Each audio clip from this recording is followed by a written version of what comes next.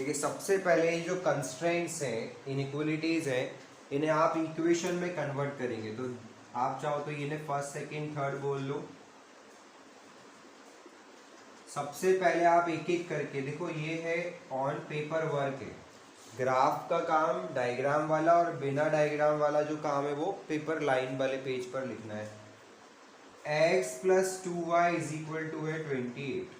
सबसे पहले ये लिखा, लाइन बनानी है, टाइम कैसे बचाना है इसके अकॉर्डिंग आपको प्लॉट करना है। तो आप अपने अकॉर्डिंग भी प्लॉट कर सकते हो और मेरे अकॉर्डिंग भी प्लॉट कर सकते हो। कैसे, मैं क्या करता हूँ, एक बार y को 0 रखता हूँ, एक बार x को 0 रखता हूँ। y को 0 रखा तो x 28 आ गया, और x को 0 रखा तो y 14 आ गया। ऑन ग्राफ अगर अपन बात कर रहे होते तो x और y एक्सिस फर्स्ट क्वाड्रेंट को बड़ा रखते। फ्री हैंड आप हम यहाँ पढ़ रहे हैं तो फ्री हैंड बनाओ, लेकिन जैसे ही क्लास के बाद पढ़ना है आपको तो सारी चीज़ें ऑन ग्राफ पे होनी चाहिए। ग्राफ पे अगर बनाना सीख गए तो सारा काम हो जाता है। तो देखिए क्या हुआ, ये x है 28, तो ये कर दिया भाई, ये हो गया 14, 0,14, और दिस इज 28,0। मैंने तो फ्री हैंड बनाया, आप तो मेजर करके बनाने वाले हो। x + 2y = 28, ये आपकी फर्स्ट लाइन है। सेकेंड पर आइए, सेकेंड है 3x + y = 24। सेम, एक बार x को 0, एक बार y को 0। y को 0 रखोगे तो x कितना आएगा 8, और x को 0 रखोगे तो y कितना आएगा 24। यानी 24 थोड़ा ऊपर चला गया, 8 थोड़ा नीचे आ गया, ये दूसरी लाइन बन गई आपकी। ये है 0,24 और ये है आपका 8,0। ठीक है, अब बात आती है x = 2, तो 2 तो यहाँ कहीं मिलेगा, बहुत नियरेस्ट, तो ये सीधी लाइन ऐसी आ गई, दिस इज x = 2। और ये क्या बताता है, ये बताता है कि शेडेड जो है केवल और केवल फर्स्ट क्वाड्रेंट में शेडेड आपको करना है। तो ये हुआ प्लॉटेशन हुआ भाई, अपन ने इसे बना दिया। अब अगर हम आगे की बात करें, आगे की बात का मतलब है शेडेड करें, तो देखिए कैसे शेडेड करेंगे आप। सबसे पहले फर्स्ट लाइन पर आओ, एक्सक्यूज मी, 0 रखा इसमें, 0 + 0 0, 0 इज लेस देन 28। ये बोल रहा है कि 0 28 से छोटा होता है। कंडीशन सही है या गलत है? ये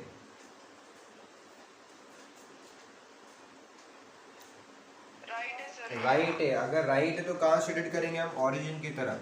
ओरिजिन कहाँ है? नीचे की तरफ है, तो हमने ऐसे मार्क कर लिया भाई नीचे की तरफ। दूसरे पर आते हैं, 0 रखा, 0 + 0 0, 0 24 से छोटा होता है, ये बोल रहा है, ये सही बोल रहा है।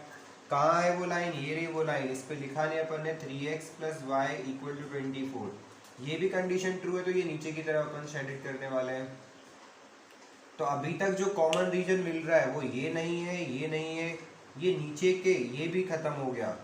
अभी तक ये पोर्शन दो में से कोई एक पोर्शन कॉमन होने का चांसेस बना रहा है, क्योंकि देखो इसका भी कॉमन नीचे आ रहा है, उसका भी कॉमन नीचे आ रहा है। अब इस पे डिपेंड करेगा सब कुछ। अब ये लिखा है 0 2 से बड़ा होता है, ये कंडीशन ट्रू है या फॉल्स है? 0 2 से बड़ा होता है ये बोलना चाहता है। फॉल्स है तो किधर आएंगे भाई? इधर आ जाएंगे, राइट साइड आ जाएंगे, इस साइड। ठीक है, अब तीनों का कॉमन रीजन मुझे ये वाला नजर आ रहा है, तो इसे मैं थोड़ा सा लाइट पेंसिल से और डार्क पेंसिल से बनाऊंगा, तो आपको सब कुछ साफ साफ नज़र आ जाएगा। ज़्यादा कुछ नहीं करना है। ये इन तीनों का कॉमन है। कैसे मालूम पड़ा? ऊपर वाला भी नीचे आ रहा है। अरे यार, ये प्रेरणा ऐड ही नहीं हो पाती बेचारी।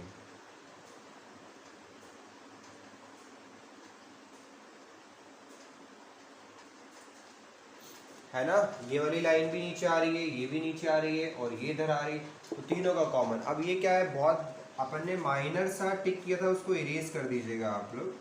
इसे कहाँ लेने की नीड नहीं होती, इसे इरेज करिए, बचा हुआ आपका फाइनल है। तो ये क्या है आप लिखोगे, ये बाउंडेड है या अनबाउंडेड है?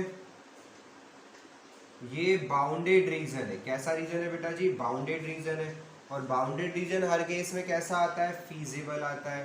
तो ये फीजिबल बाउंडेड रीजन है। और फीजिबल का मतलब अच्छी तरह जानते हैं, that region where solution will be exist. ऐसा रीजन जहाँ आंसर लाई करेगा उस रीजन को फीजिबल रीजन बोलते हैं। बाउंडेड, सारे बाउंडेड रीजन फीजिबल रीजन होते हैं। अब हमें क्या चाहिए? इसके कॉर्नर पॉइंट चाहिए। तो देखो ये तो मिली आपको 2,0, ये मिल गया 8,0, ये निकल आएगा। इस लाइन में x की जगह 2 रख दीजिए, 2 रखोगे तो 26 हो गया, 13 आ गया। ये मिल गया आपको 2,13 हो गया, इधर रख दीजिए। इन दोनों लाइन को आपस में सॉल्व कर लीजिए, ग्राफ पेपर पे आपको डायरेक्ट नजर आ जाएगा। ये है x plus 2y equal to 28, इसे 2 से मल्टीप्लाई करेंगे तो 6x plus 2y equal to 48, minus कर दीजिए, ये आएगा माइनस का 5x, ये कट जाएगा, ये आएगा माइनस का 20, ये आ जाएगा x4, x आ गया 4, x की वैल्यू 4 यहाँ रख दीजिए, 12, y आ गया 12। तो ये चारों कॉर्नर, अब ये तो अपन ने सॉल्व क्यों किया बेटा, क्योंकि ये ग्राफ पेपर नहीं है, फ्री हैंड है, तो एग्जैक्ट पॉइंट निकाल दिया। आपको ग्राफ पेपर पर अगर प्रॉपर बना रहे हो तो नज़र आ जाएगा ये पॉइंट कहाँ है भाई, 1 2 3 4 पे कट कर रहा होगा और ऊपर 12 12 पर कट कर रहा होगा। तो ये सबसे पहले ये ग्राफ बनाना आपको आया, और स्केल सबसे इम्पॉर्टेंट है, ऊपर जो स्केल लिखने की मेथड होती है वो आपको बहुत अच्छे से आनी चाहिए। सभी को आता है स्केल कैसे बनाते हैं? अरे स्केल कैसे लिखते हैं, स्केल बनाना नहीं, स्केल लिखना आना चाहिए। कैसे लिखते हैं? यहाँ पर स्केल करके लिखोगे, यहाँ हो सकता है आपको दिखाई ना दे, स्केल करके लिखोगे, फिर लिखोगे ऑन एक्स एक्सिस और फिर ऑन वाई एक्सिस, है ना। 1 सेंटीमीटर इक्वल टू वॉट और 1 सेंटीमीटर इक्वल टू वॉट। भाई कितना कितना लिया आपने, सपोज 2 2 का लिया है तो 2 यूनिट्स, और वहाँ भी 2 2 का लिया तो 2 यूनिट्स। जरूरी नहीं है कि एक्स एक्सिस और वाई एक्सिस पर आप यूनिट सेम लें। अगर आपको जरूरत पड़ रही है एक्स एक्सिस पर 2 2 लेने की तो आप 2 2 का ले लीजिए, और इस पर जरूरत पड़ी 10 10 की तो आप वाई पर 10 10 यूनिट्स भी लिख सकते हैं। ये चीज़ें कंपलसरी नहीं कि दोनों यूनिट सेम। अगर कोशिश आपको इजी बनाना है चीज़ें निकालने के लिए तो कोशिश करिए इक्वल से आ रहा है तो आप ले लीजिए, और नहीं आए तो वो तो मजबूरी है कि भाई बड़ी और छोटी यूनिट अपन कर सकते हैं। ठीक है, यहाँ तक कोई प्रॉब्लम? इसके बाद जो लास्ट स्टेप आती है वो कैसे लिखते हैं, टेबल बनाई जाती है। उस टेबल में हम लोग लिखते हैं सबसे पहले serial number. Serial number means how many corner points, 1 2 3 4, 4 corner points. तो 1 2 3 4 लिख दीजिए सबसे पहले, तो आप लिख दिया होगा। फिर लिख दिए यहाँ कॉर्नर पॉइंट्स पर आओ, कॉर्नर पॉइंट्स पर आए। कॉर्नर पॉइंट्स में यहाँ देखिए किसी भी ऑर्डर में लिखो, जैसे A B C D, या तो क्लॉकवाइज है एंटी क्लॉकवाइज है, ऐसा नहीं पहले ये लिख रहे हो फिर ये लिख रहे हो। तरीका होता है कि स्टैंडर्ड वे में हर चीज़ करनी चाहिए आपको, तो बहुत अच्छा लगता है प्रेजेंटेशन में, चीज़ें चेक करना आसान होती है, तो नंबर देता है खुश होकर टीचर। A है 2,0, B है 8,0, C है 4,12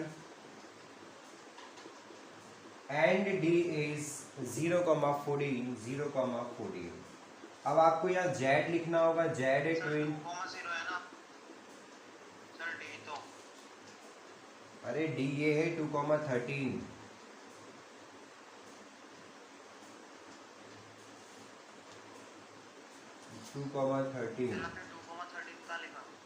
ये रहा ना, देखो ये लिखा। ए इसमें रखो, 2 रखोगे तो क्या आएगा, 40 आएगा। 8 रखोगे तो 160 आएगा। 4 रखोगे तो 80, और 120 ये आएगा 200 आ जाएगा। और अगर आप आगे की वैल्यू रखोगे और आगे चले 2 रखेंगे तो कितना आएगा, देखिए 40 और 13 130, तो ये आएगा 170। अब उसका कहना क्या था भाई, मैक्सिमम Z निकालिए, सबसे बड़ा Z बताइए, मैक्सिमाइज ऑफ Z। ये रहा आपका Z मैक्स, आप लिख दीजिए Z मैक्स। और लास्ट में हम आंसर कैसे लिखेंगे भाई, maximum of Z is equal to 200, कहाँ पर, एट 4,12 पर। 4,12 पर सबसे बड़ा आंसर देगा, ये हमारा फाइनल सोल्यूशन होगा। क्या आपको समझ आया?